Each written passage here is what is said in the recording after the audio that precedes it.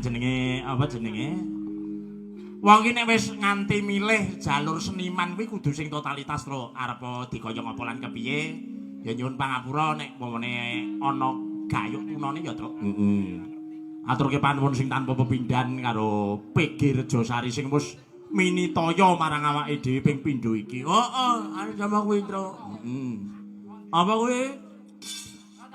Mau bener dawuhe ngomong sing ning ngarep mau para kanca-kanca bintang tamu mau. PG kuwi utawa pabrik gula kuwi sak Indonesia kuwi sing taun wingi kuwi do nanggap wayang kabeh, Truk. Ngono.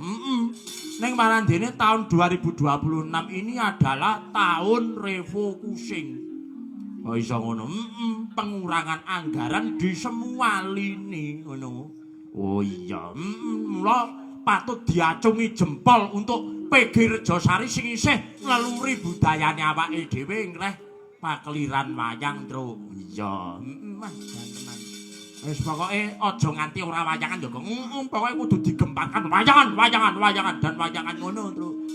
Iya, nyatane yo kebak apa jenenge filosofi sing mapan ana ing wayang ngono.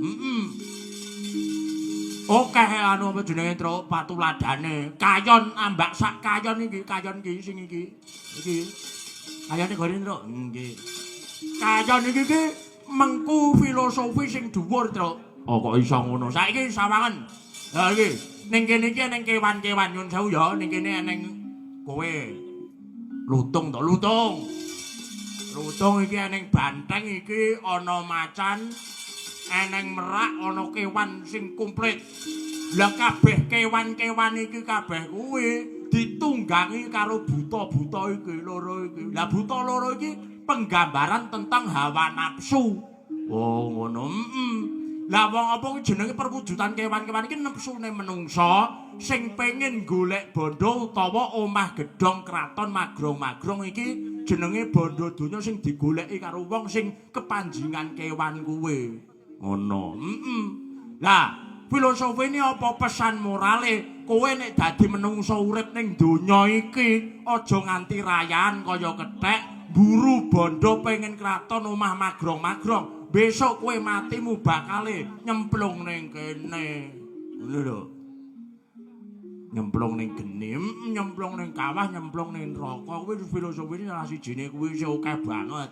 Iya, mula sing jenenge wayang kudu dilelure, sing jenenge gamelan kuwi kudu tansah ditresnani, Truk. Aja nganti percaya karo film-film horor, Truk.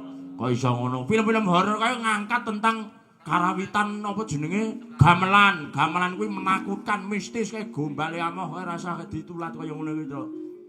Mung kuwi budaya kok. Iya, aja nganti nonton film-film horor sing bernuansa tentang gamelan. Gamelan ki mistis, gamelan ki angker, gaib aja ngono kuwi engko ndak wong ki wedi karo swara gamelan. Iya. Bener kandhamu ya, Gong. Iya no.